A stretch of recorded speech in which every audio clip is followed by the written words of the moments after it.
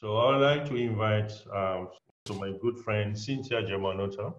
She is the president and CEO of and co-founder of the Born This Way Foundation, which she co-founded with her daughter, Lady Gaga. And Cynthia does not call her Lady Gaga, she calls her Stephanie. So I will be calling her Stephanie. Born This Way Foundation is committed to supporting the wellness of young people, empowering them to create a kinder and braver world. So welcome to this panel, Cynthia. How are you today, Cynthia? I am well, Carlos. I hope you and everyone listening is as well. Thank you for inviting me to be part of this very important conversation. It's welcome. Tell us, how is the body, mind, spirit narrative is resonating in you? What are you doing in those areas? I'm doing as well as I can. I think, we're seeing that everyone across the board has some level of struggles, but what I'm doing is what we're telling young people to try to do, and that is to try to maintain some level of a routine. And my routine starts with a morning of getting centered and grounded. I read a passage. I write 3 things that I'm grateful for in my journal with my tea. And then some form of exercise at some point in the day, and then my work and my evening. So I'm doing my best to maintain some level of routine, but of course we're humans and we're fallible. Thank you. Thank you. When we met the first time, it was a year ago at the WHO, and then Dr. Tedros was not sure about who is the original, who is the copy between you and your daughter. He was a little bit confused. I have no doubt that you are the original. So I want to make that statement today that for me and also for YMCA, you are where everything starts. But you told me a very important story about how your daughter, Stephanie, come across the YMCA and what YMCA meant to her. Do you want to share that with the audience here? Yes, absolutely. I mean, I am a YMCA parent, and my daughter is a YMCA camper and a huge supporter. She experienced a lot of struggles in high school. It started in middle school, and unfortunately led to her developing anxiety and depression at that age, which, she still treats to this day. And one of the outlets for her was the YMCA.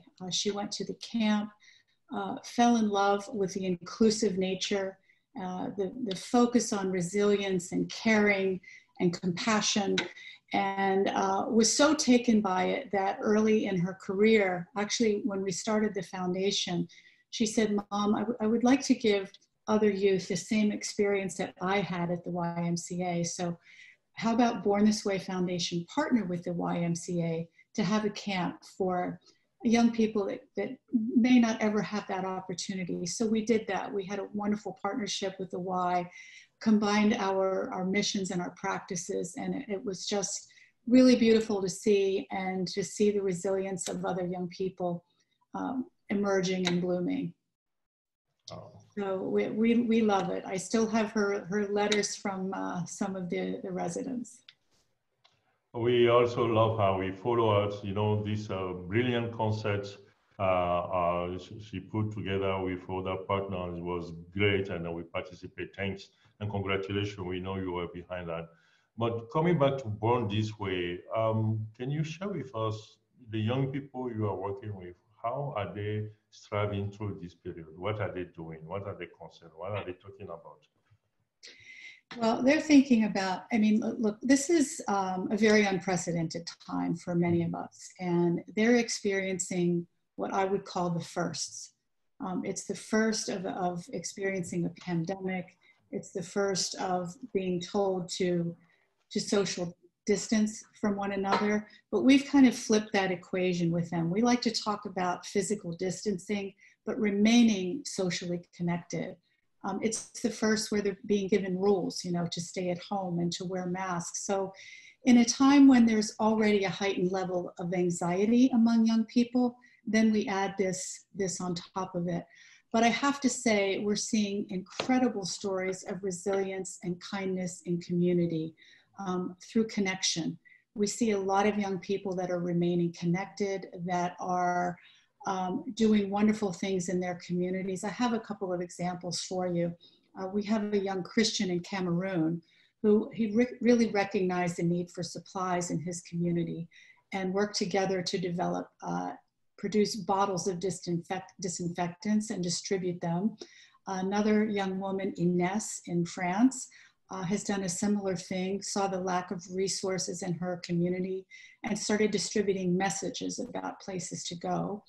Here in the United States, there's a group of 6 students from Indiana that started at what started as a Facebook page to direct people to local food resources, has now become a full-fledged app where you can go for many community resources. So we are really seeing many stories of kindness and resilience and bravery in communities emerge.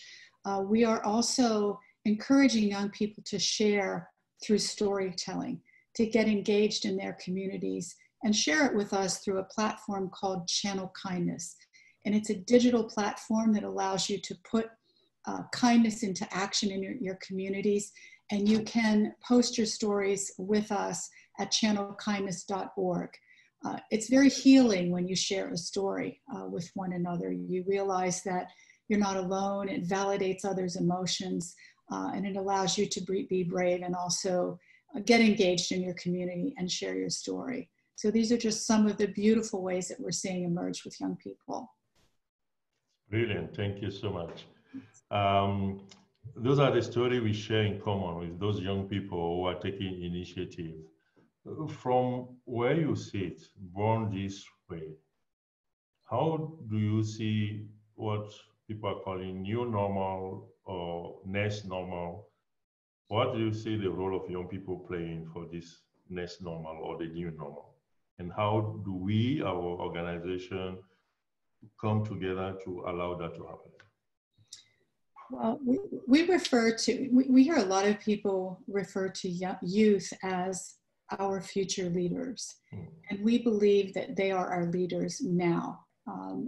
Many people view youth as this disengaged and apathetic generation, when we in fact know that they are incredibly brave and change makers in their communities. So we see them playing a really vital role in this next phase, continuing to tell stories of resilience in their communities and remain engaged in their communities.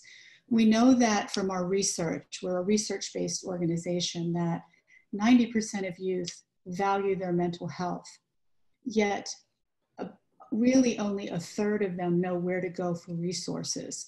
So we are finding that gap with youth and working with them to identify those resources where they can go not only for their own assistance, mental health support, but perhaps volunteer as well in their communities. We are also conducting research on how this pandemic is affecting youth so that we can address that moving forward.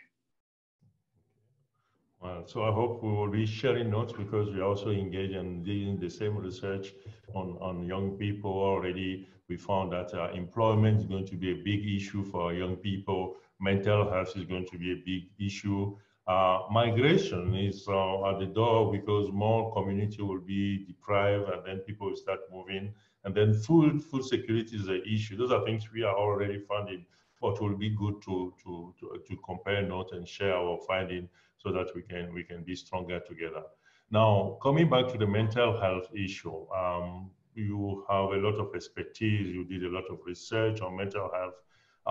What are the concrete actions that YMCA can take in this time as a leader for our own mental health and also for the staff and the people and the young people in the community? What is your advice for the YMCA in terms of mental health? I would suggest 3 things that I think are simple and cost effective to do now. The first was actually, it's what we do every day at Born This Way Foundation, and it's spread kindness. We know from our research that people who report being in kind communities, whether that's their home, their schools, organizations, or their community in general, people in kind communities are generally mentally healthier. My daughter talks about kindness currency. that the world is talking a lot now about financial currency, but she refers to kindness currency because many people don't have money to spend now and are lacking resources, but we can all spend kindness. We can give it and we can receive it. So I think integrating kindness into your daily fabric is very important. And we know that it has medical benefits. Modeling healthy conversations about mental health. There remains a stigma. So I think creating safe environments where you can open a dialogue around mental health is very important. We also know from our research that there's a few reasons young people don't talk to an older person about their mental health. And the first is they don't hear from their own parents about their mental health struggles. So now's a really good time, I think, for parents to say, you know, this is how this is affecting me. And it's a really good way of opening that dialogue with young people. And then the third is what I mentioned earlier, which is storytelling. We've learned the tremendous power in storytelling. In fact, our Channel Kindness platform and the stories, the hundreds that we've curated from around the world will actually be coming out in a book in the fall. So you'll be able to actually read the incredible stories of kindness, bravery, and resilience in communities. And we know through this storytelling that it's very healing.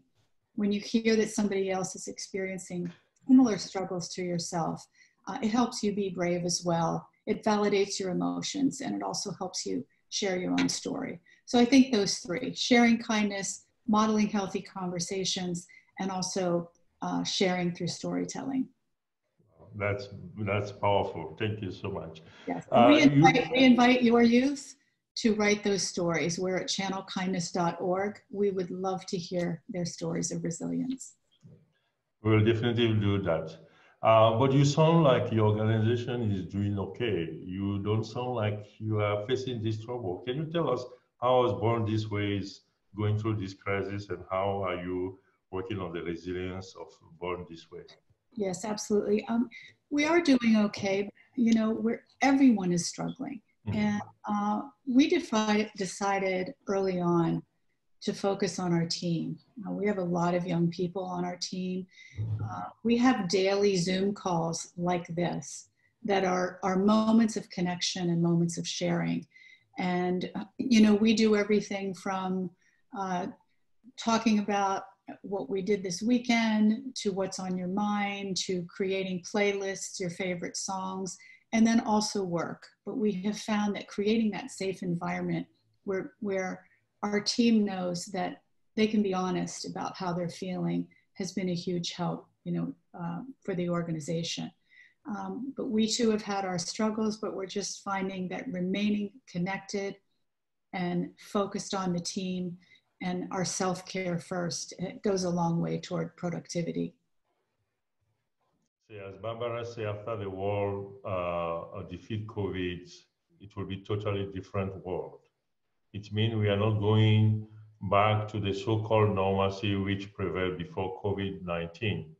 Then what is this world going to be, and how organizations like YMCA could contribute to this new world? Maybe Barbara, maybe I'll ask Cynthia if you can also respond to this. How do you see the new world, and how can YMCA contribute to that? Of course, I mean, and I agree with Barbara in so many ways. I mean, this is probably the first time in history that the entire world is trying to solve one problem together. And we're figuring it out in real time. I don't think that we're going to know for a while. What we do know, though, is that the decisions that we make now are going to affect us in the long term. And we believe that the next pandemic that is coming will be in the mental health space. Look at the issues that frontline workers are facing, and they're making sacrifices. I saw a video that a frontline worker took. She had taken a break and was outside, and she took a selfie video, and she said, I don't know what my life is going to be like after this, but I know I'm not going to be okay. So we are preparing for what we envision as the next pandemic, which will be in the mental health space. And doing our best to do research on what the effects are on people now and how can we support that.